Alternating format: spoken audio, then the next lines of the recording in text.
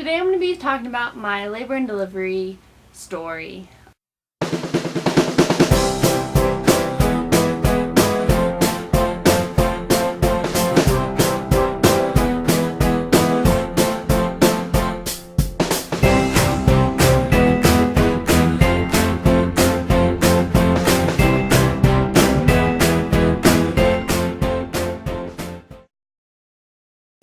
3 months ago today, I gave birth to this little girl, and it was definitely not how I expected it would go.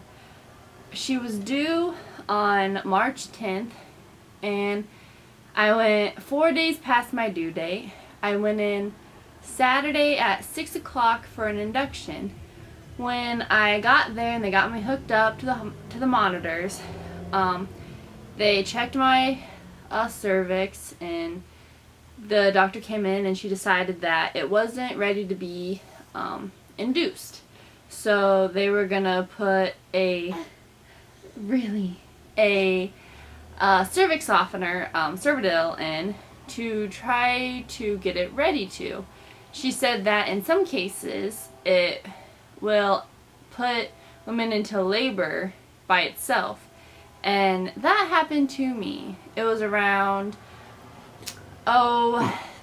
excuse you, 7 o'clock that she did all that stuff. Around 10 o'clock I was able to eat breakfast because it hadn't been doing anything yet.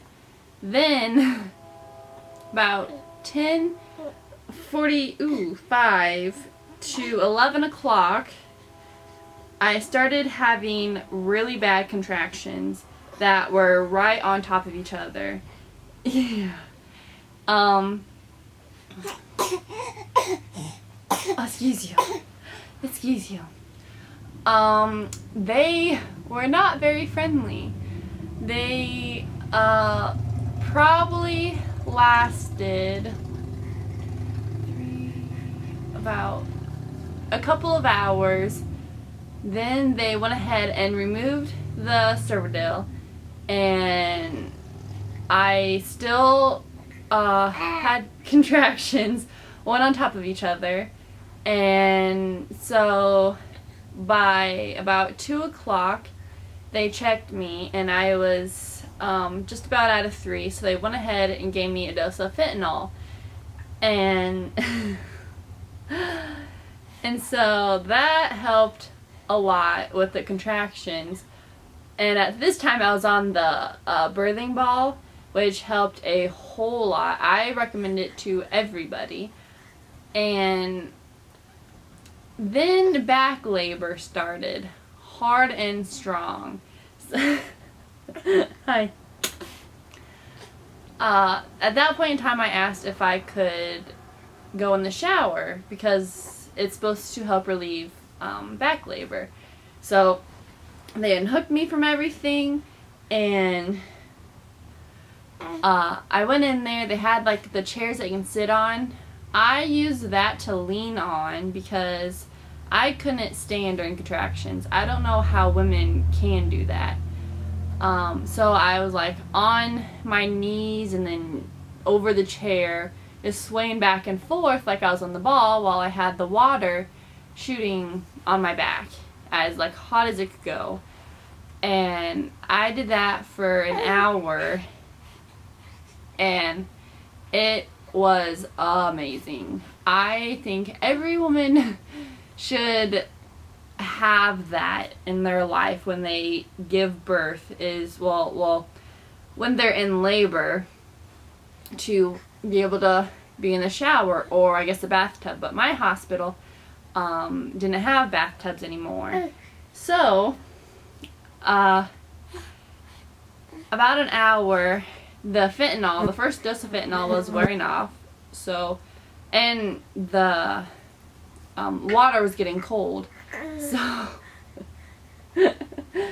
So I called in the nurse, and I went back on the ball, and then it was 3:30. I asked for another dose of fentanyl. So she said okay, but I didn't end up getting it until 4 o'clock. And I thought that was like the worst thing ever, was just to wait.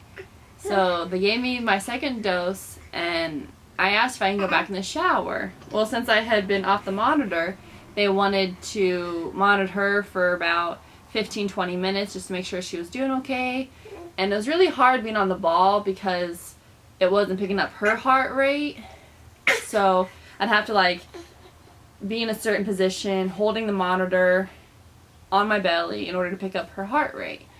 So after about 15 or 20 minutes, they let me go back in, and I did the exact same thing where I was on my knees swimming back and forth.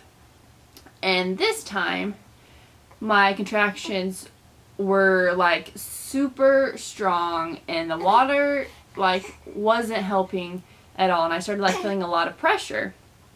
I was in the shower that second time for about 20 minutes, and I called the nurse back in because I told her I had a lot of pressure down there, and I wasn't comfortable, and it was just hurting. So she told me to get in bed, not on my ball, but in bed to check me because it might be getting close to pushing. And when I had went in the shower the second time, I was only at a 4. So they checked me, and 20 minutes later, I'm at an 8 and 100% effaced, like just about ready to go. So they're getting the room prepped. The nurses, weren't prepared for me to, I guess, dilate so fast. My doctor wasn't even at the hospital. She, was waiting because she didn't expect, for it to be anytime soon, because this is my first baby. And about a couple minutes later, I could not stand the pain. I was screaming and hollering, and so the only thing I could think of doing was to push. I needed a push, and it helped relieve all my pain. Not to mention, I did not get my... okay. Ooh, that was a juicy one. I didn't get an intrathecal, which is like an epidural, but it's in a different spot, and it's not as like strong, I guess. That's just how my hospital does it. And I was like begging for one. I asked them if I could have it, and they're like, well, okay, but I don't think they're gonna get here in time. So I didn't care. I wanted it. And so I'm pushing, and my nurses are telling me, to just to breathe and to stop pushing, and I do not hear them at all. My husband tells me this later, because during all this commotion, he told me to just breathe, to stop pushing and just breathe. And I told him to shut up in nicer terms, because I said in a lot, excuse you, you spit up again. I wasn't so nice about it, how I said it, but I'm just cleaning it up. So, about, not more than a few minutes later, the nurses were saying how if my water breaks, they're going to have to deliver this baby because my doctor's not even there. And at that point in time, it hit me that my water hadn't even broke yet. I forgot all about that part of labor, and I kid you not, like, the moment they got done saying that, my water broke and shot across the room because I was pushing, and that's just how it goes.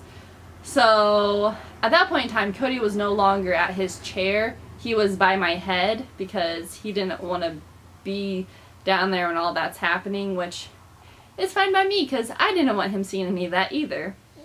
So at this time, one of the nurses called my doctor and told her she needed to get in here now because I'm about to have this baby.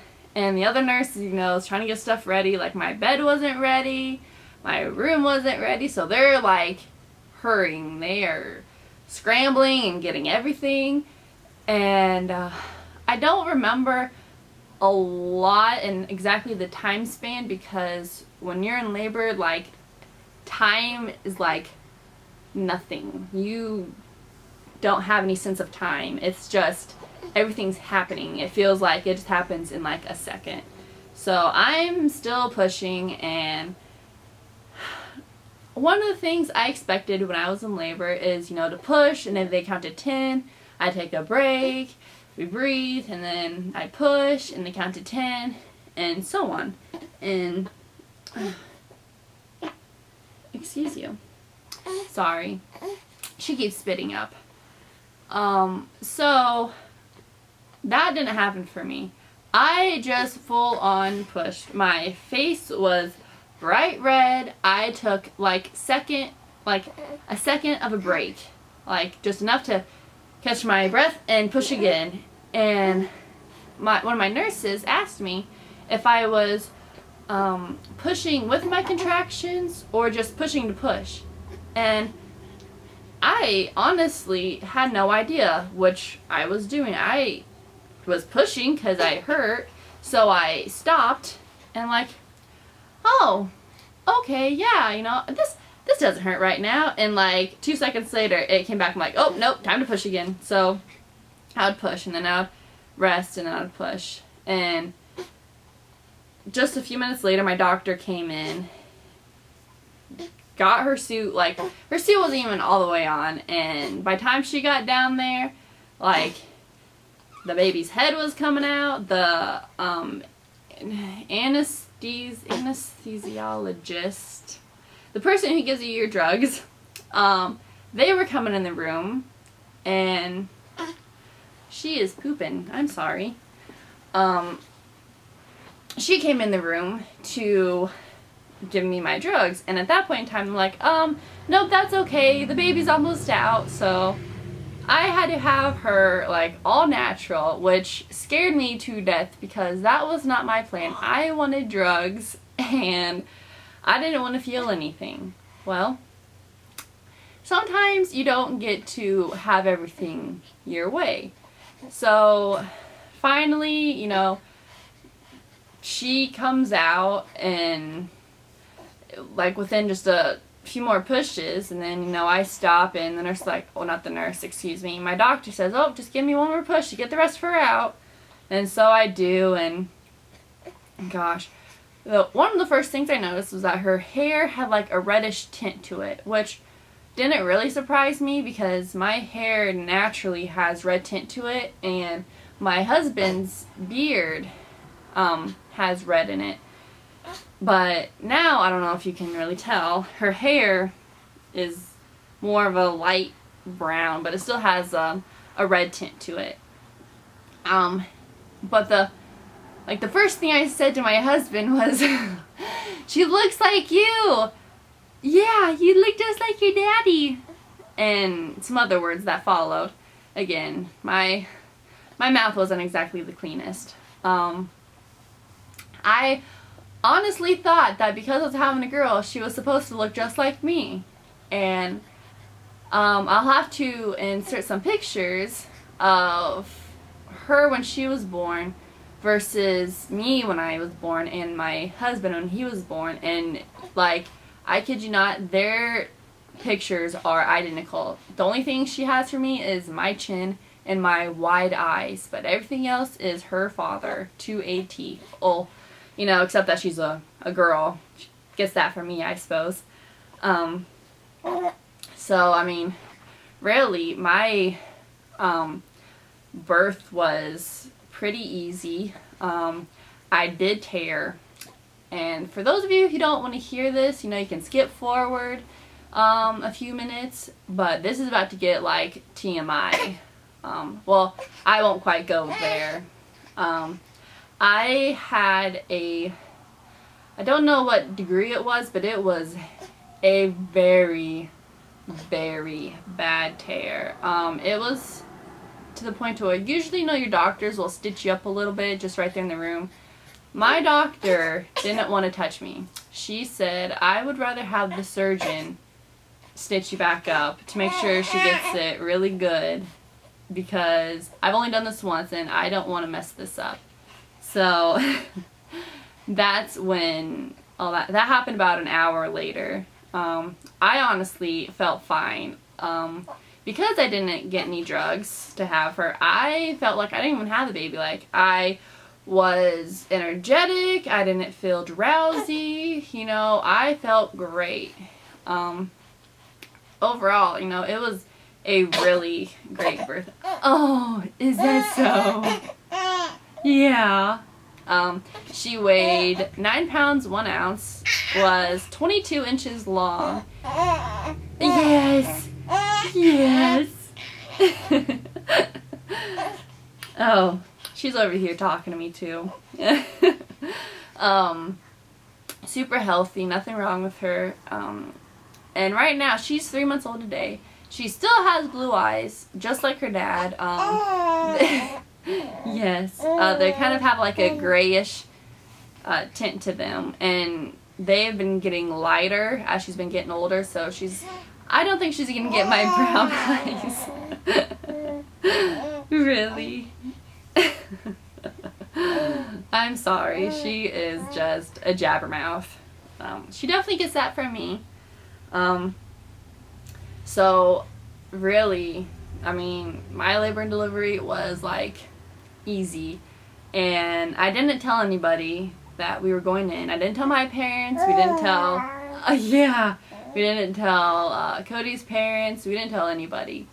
Well, okay, I do lie. I did, like, there's a few people who knew that weren't our family, and so I did call my parents after she was born, just like 15 minutes later, except my mom wasn't with my dad, and they only have one phone between them. So I called my dad and I let him know, and he was kind of in disbelief because, oh, yes, because he said that I didn't sound like I just had a baby, and I said, yeah, because I didn't get my drugs. So I tried getting a hold of my mom. I never did getting a hold of her. She found out because my little brother called her thinking I already told her. I called my little brother, and I called my older brother, and Cody let his parents and his sisters know. But she was born at 5:18 p.m. and we didn't really want to tell everybody, just like the close family, and then we would let everybody else know like the next day or later that night. I went out to surgery, came back a couple hours later, and then after that I just got to spend time with her, and I'll talk more about after the labor and delivery in another vlog. So if you like this video, give it a thumbs up, and you can leave a comment down below. Feel free to share, subscribe, and we will see you later. Alright. You say bye-bye? You say bye-bye? No? Alright. Bye.